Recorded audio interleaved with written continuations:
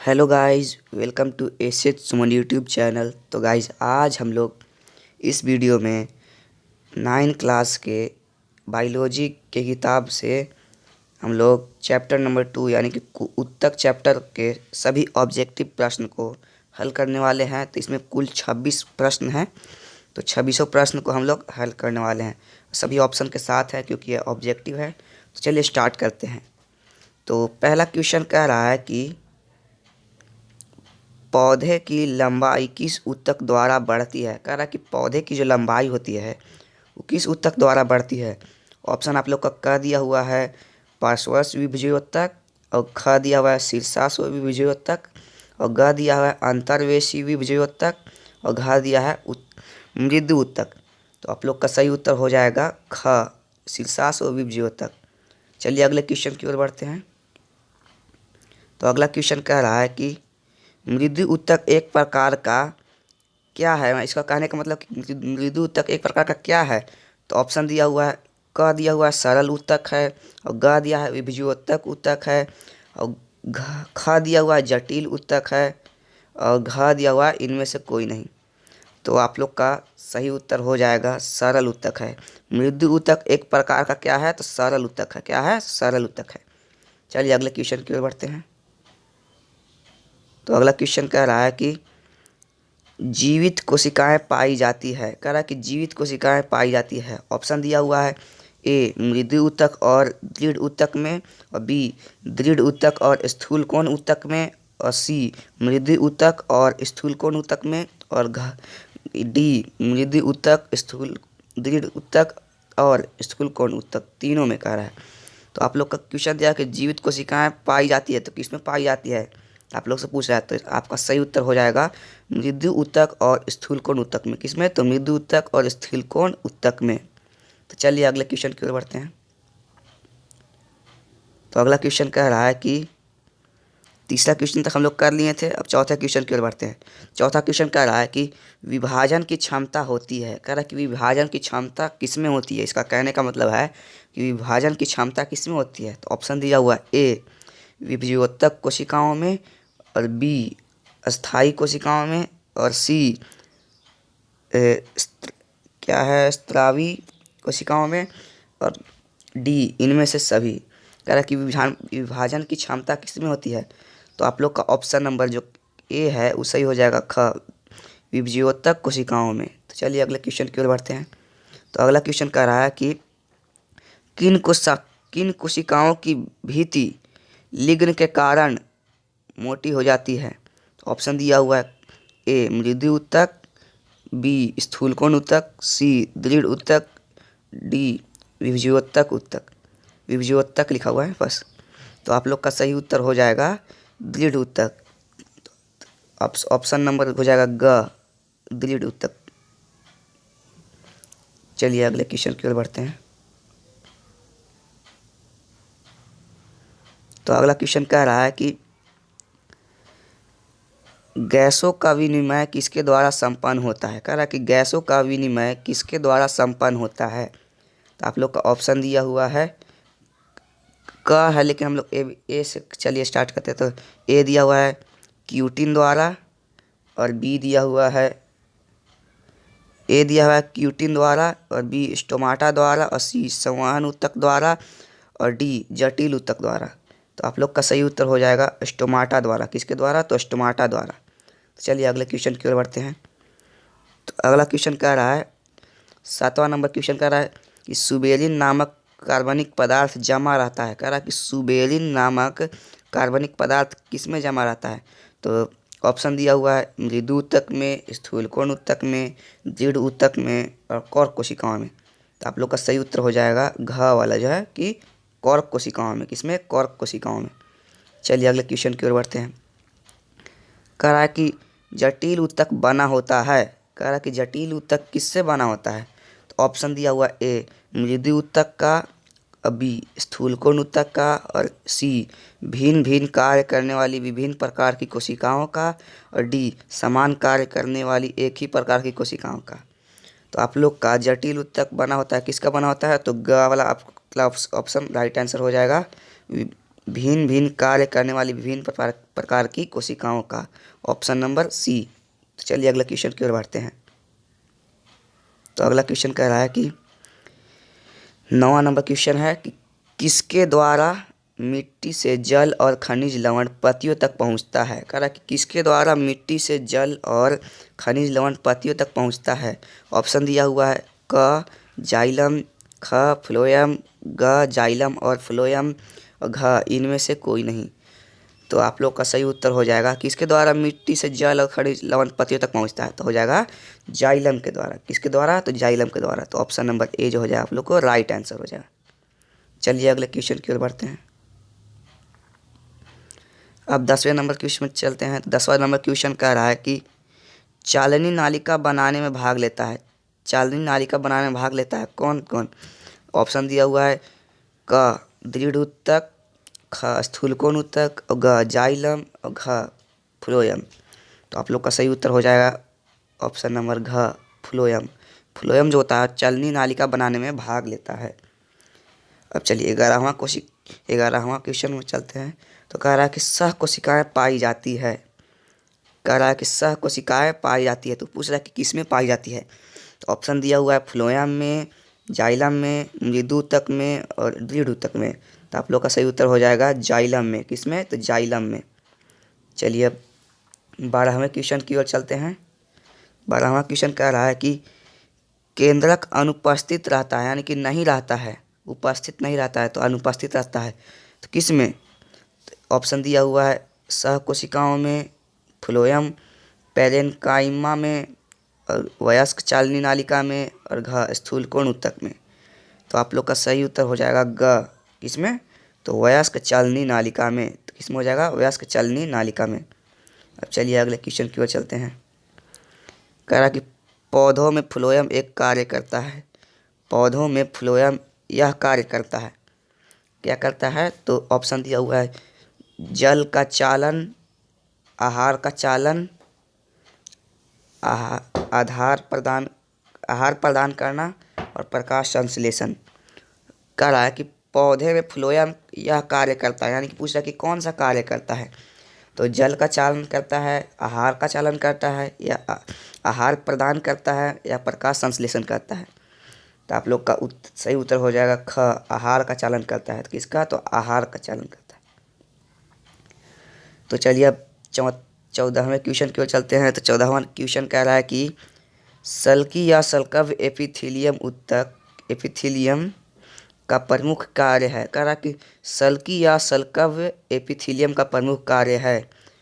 Option दिया हुआ है ए उत्सर्जन, बी जनन, सी सुरक्षा और डी इनमें से कोई नहीं।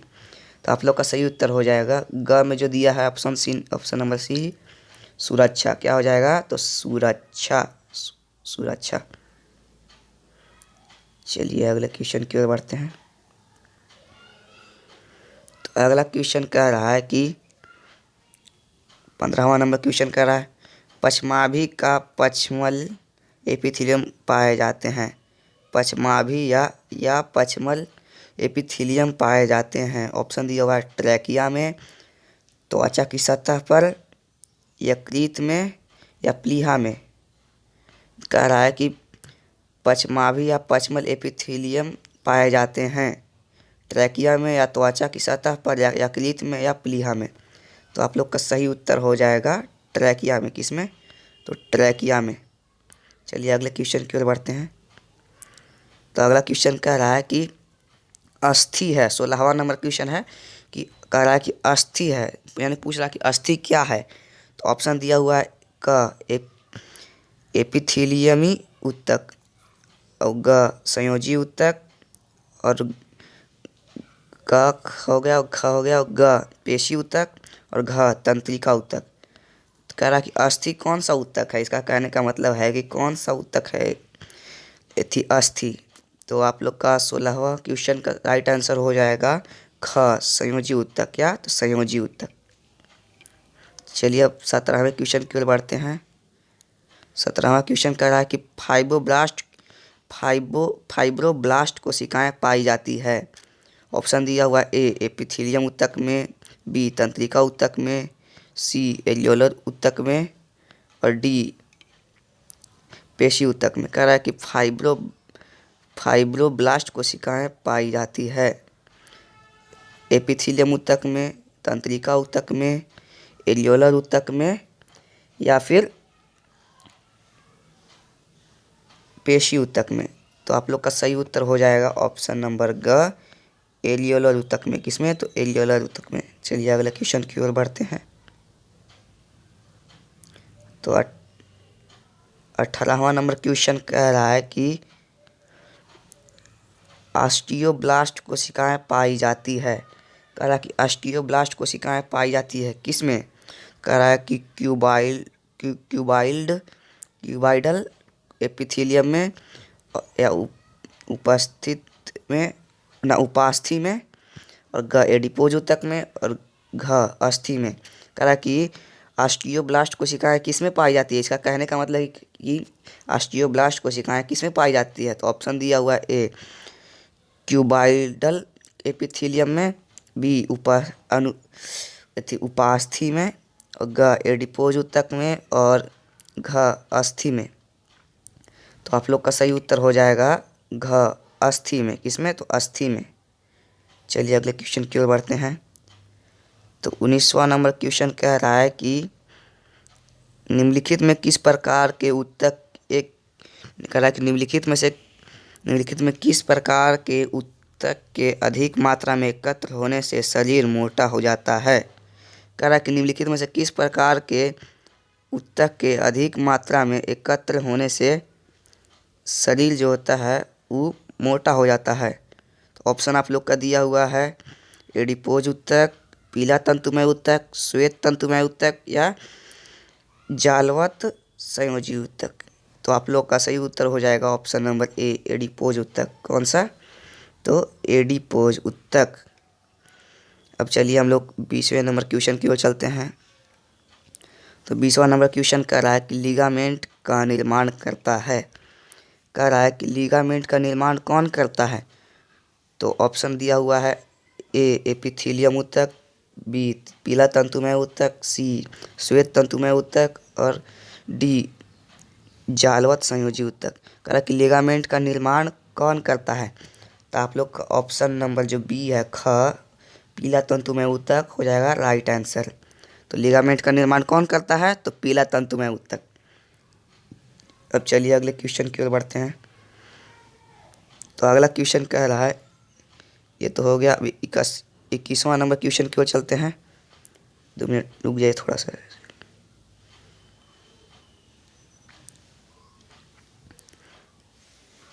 21वें क्वेश्चन की ओर चलना है ना, रुक जाइए थोड़ा।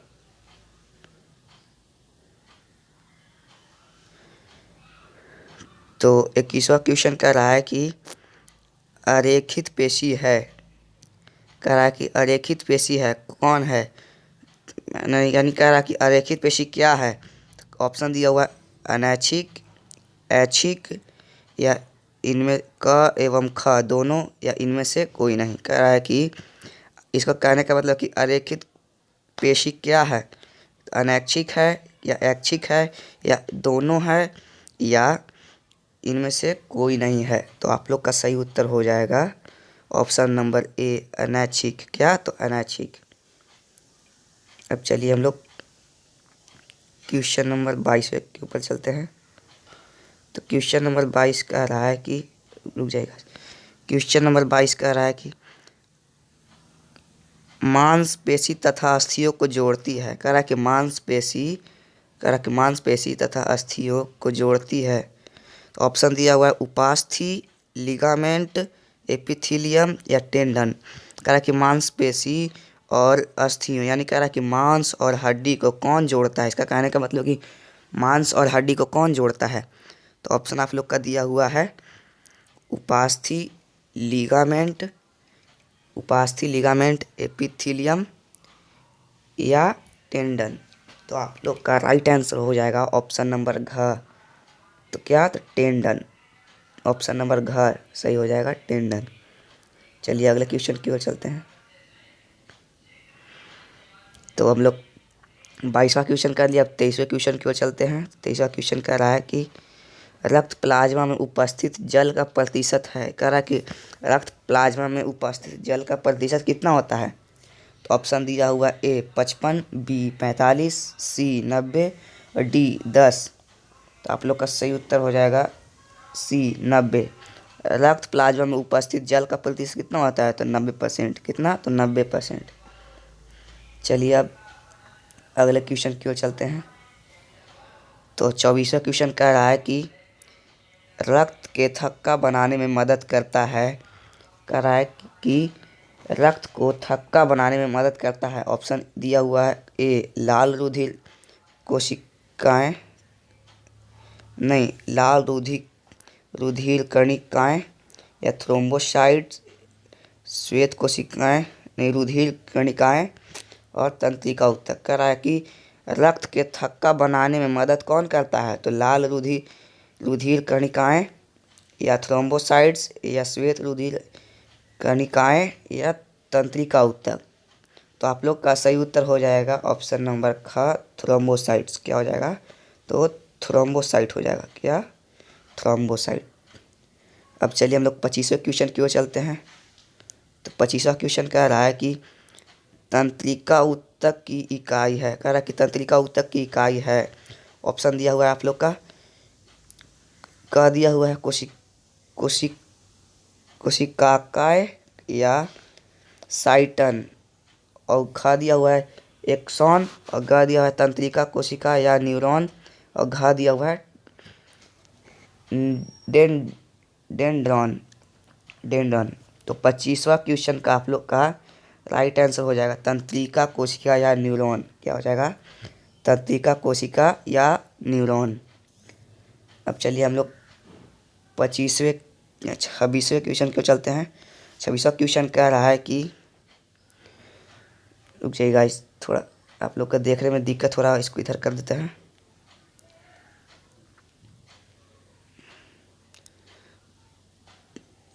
ऑप्शन ढक जा रहा है यार। देखिए, कह रहा है कि संवेदना का चालना शरीर के एक भाग से दूसरे भाग में होता है। ऑप्शन दिया हुआ है पेशी ऊतक से, तंत्रिका ऊतक से, संयोजी ऊतक से, या फिर एपिथीलियम ऊतक से। कह रहा है कि संवेदना का चालना शरीर के एक भाग से दूसरे भाग में होता है। तो आप लोग का ऑप्शन नंबर जो बी दिया हुआ है तंत्रिका ऊतक से, ये सही हो जाएगा। क्या हो जाएगा, तो तंत्रिका ऊतक से। तो गाइस हम लोग सभी क्वेश्चंस को कर लिए हैं। तो आज के लिए इतना ही। वीडियो अगर अच्छा लगा हो तो हमारे चैनल को सब्सक्राइब कर लें और बेल आइकन को ज़रूर दबाएं, और उसको दबकर ऑल पर प्रेस कर दीजिएगा, ताकि हम लोग जब भी वीडियो डालें तो सबसे पहले नोटिफिकेशन आप ही के पास जाए। तो क्या करिए कि हम लोग के चैनल को सब्सक्राइब कर लीजिए, और वीडियो अगर अच्छा लगा हो तो एक लाइक ज़रूर कर दें।